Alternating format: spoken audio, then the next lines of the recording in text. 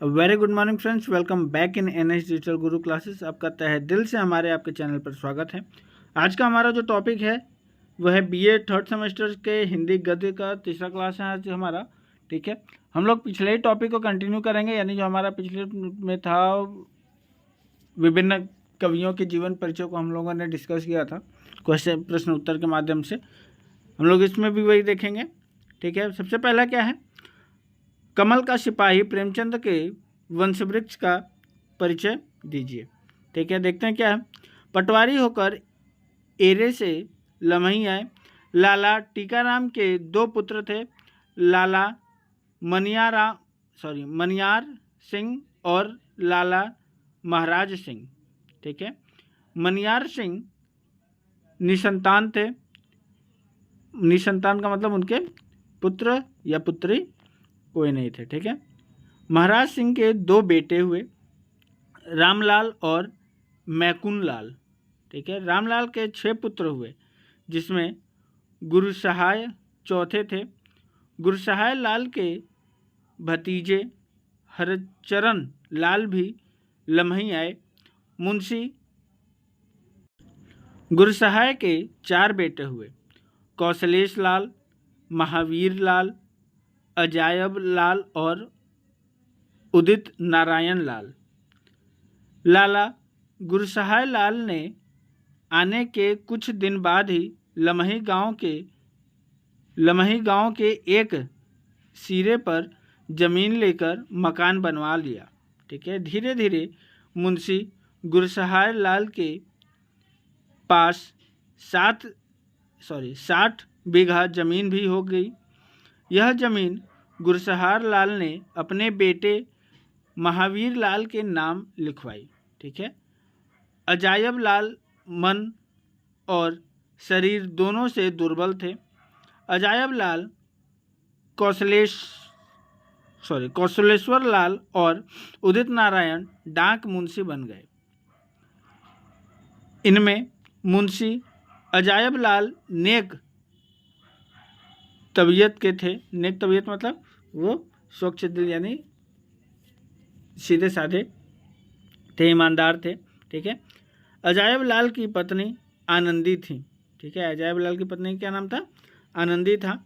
अजायब लाल मुंशी प्रेमचंद के पिता और आनंदी उनकी माता थी। यानी अजायब लाल कौन थे? मुंशी प्रेमचंद जी के पिता और आनंदी उनकी क्या थी? माता थी। ठीक है, दूसरा क्वेश्चन देखते हैं हमारा क्या है। राहुल संस्कृतायन का संक्षिप्त जीवन परिचय। ठीक है, राहुल संस्कृतायन जी का जीवन परिचय बताना है हम लोगों को। ठीक है, देखते हैं क्या है। राहुल संस्कृतायन का जन्म आजमगढ़ जिले पूर्वी उत्तर प्रदेश के 15 गांव में रविवार 9 अप्रैल 1893 को हुआ। इनके बचपन का नाम केदारनाथ पांडे था। एक बहन और 4 भाइयों में सबसे बड़े थे केदारनाथ। ठीक है, केदारनाथ जी जो थे वो सबसे बड़े थे। श्रेष्ठ पुत्र होने के कारण सभी का प्रेम उन्हें प्राप्त था। उनके पिता का नाम गोवर्धन पांडे था, जो पुजारी के नाम से जाने जाते थे और आजमगढ़ जिले के ही एक छोटे से गांव कनल्ला के निवासी थे।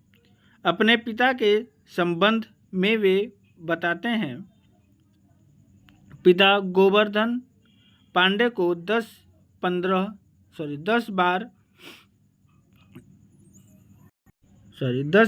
है। ठीक है, 10-12 वर्ष की आयु में जाकर मुझे जानने का मौका मिला। ठीक है, यानी उनके पिता के बारे में वो 10-12 वर्ष के जब हुए तब उनको जानने का मौका मिला। साल में 1.5 सप्ताह के लिए पंदहा से कनल्ला जाने पर मैं उन्हें दूर से देख भर लेता था।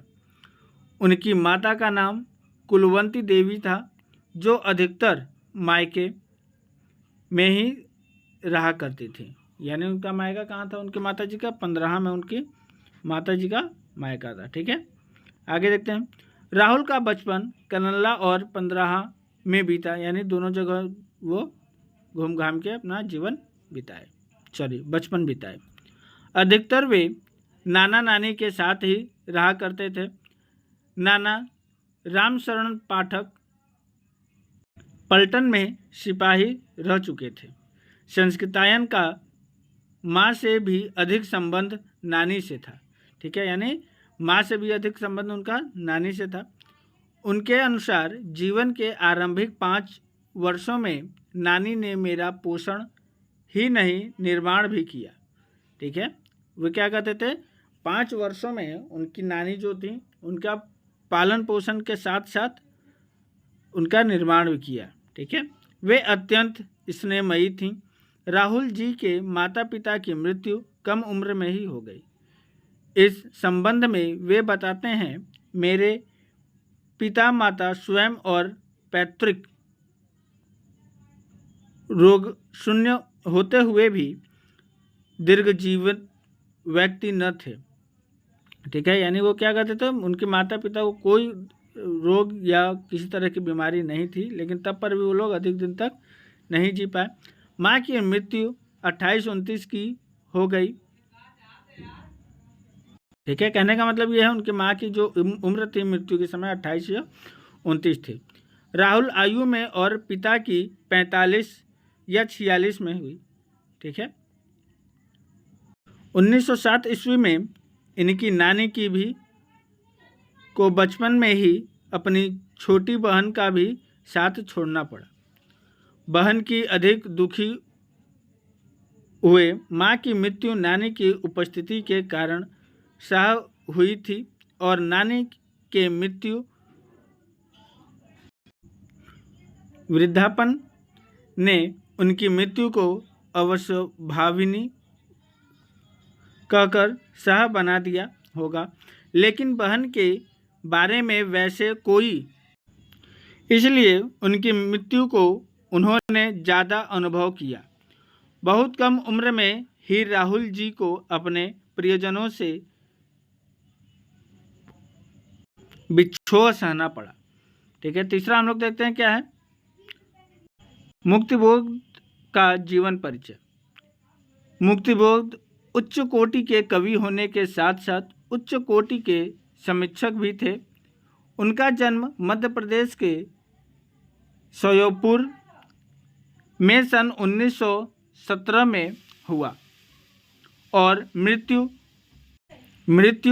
राजनांद गांव के में सन 1964 में हुआ।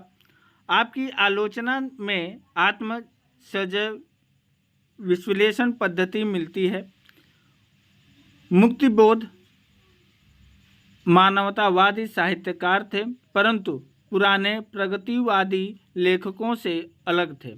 नई कविता के विषय में उनका प्रगतिवादी लेखकों से मतभेद था। नई कविता की जड़ीबूत सौंदर्याभिरुचि के भी विरोधी थे। मुक्तिबोध ने व्यवहारिक समीक्षाएं भी लिखी हैं। कामायनी एक पुनर्विचार में उन्होंने संपूर्ण कामायनी को एक वृहद फैंटेसी का रूप माना है। दिनकर की उर्वशी की कटु आलोचना कर उसे अपने झूठे मनोविज्ञान पर आधारित घोषित किया।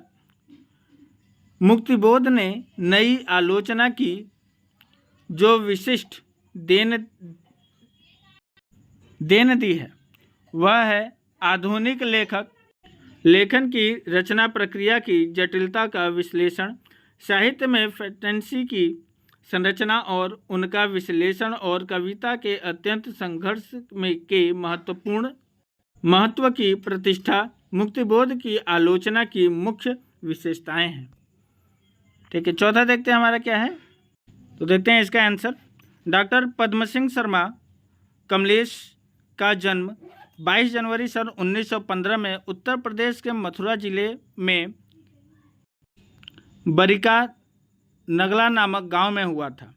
इनके पिता का नाम श्री किशनलाल शर्मा था, माता का नाम धर्मवती था। बचपन में ही इनके पिता की मृत्यु के पश्चात इनका पालन पोषण अत्यंत कठिनता में हुआ। ठीक है, अनेक आर्थिक कठिनाइयों से जूझते हुए भी इन्होंने अपना अध्ययन जारी रखा। इन्होंने आगरा विश्वविद्यालय से एमए प्रथम श्रेणी से करने के बाद इसी विश्वविद्यालय से ही पीएचडी की उपाधि ग्रहण की। ठीक है, अपनी लगन और कठिन परिश्रम के परिणाम स्वरूप यह कुरुक्षेत्र विश्वविद्यालय में प्रोफेसर के पद पर प्रतिष्ठित हुए। अध्यपित ये अधिकतर समय पंजाब, दक्षिण भारत, गुजरात और आगरा में रहे, किंतु इनके जीवन का सर्वाधिक महत्वपूर्ण काल हरियाणा में ही बीता। इनकी साहित्यिक सेवाओं के लिए भाषा विभाग हरियाणा ने इन्हें अनेक बार सम्मानित किया। 5 फरवरी 1974 को हृदय गति रुकने से इनका आकस्मिक निधन हो गया, यानी दिल का दौरा पड़ने से इनकी 5 फरवरी 1974 को मृत्यु हो गई। लास्ट देखते हैं हमारा क्या है। ओम प्रकाश वाल्मीकि का संक्षिप्त जीवन परिचय दीजिए। ठीक है, देखते हैं। ओम प्रकाश वाल्मीकि का जन्म 30 जून 1950 को मुजफ्फरनगर के बरला गांव के एक अछूत वाल्मीकि परिवार में हुआ था। इनके पिता का नाम छोटन लाल तथा माता का नाम मुकुंदी देवी था। इनकी प्राथमिक शिक्षा गांव में ही हुई और उच्च शिक्षा देहरादून से प्राप्त की। तत्पश्चात इन्होंने जबलपुर और मुंबई से तकनीकी शिक्षा ग्रहण की और रक्षा मंत्रालय भारत सरकार के उत्पादन विभाग में कार्यरत रहते हुए भारत के विभिन्न भागों में सेवा की। देहरादून में कार्यरत रहते हुए ही इन्होंने एमए हिंदी, यानी एमए जो है इन्होंने हिंदी से तथा साहित्य रत्न की परीक्षाएं उत्तीर्ण की। इनका बचपन सामाजिक एवं आर्थिक कठिनाइयों में बीता। 1975 से गंभीरतापूर्वक लेखक आरंभ करने लगे, यानी 1975 से क्या किया, गंभीरता यानी सीरियसली इन्होंने लिखना चालू किया। ओम प्रकाश वाल्मीकि की अब तक कई महत्वपूर्ण कृतियां प्रकाशित हो चुकी हैं। ठीक है, आज के लिए इतना ही। अब हम लोग मिलेंगे अपने नेक्स्ट वीडियो में। ठीक है, till then take care, thank you.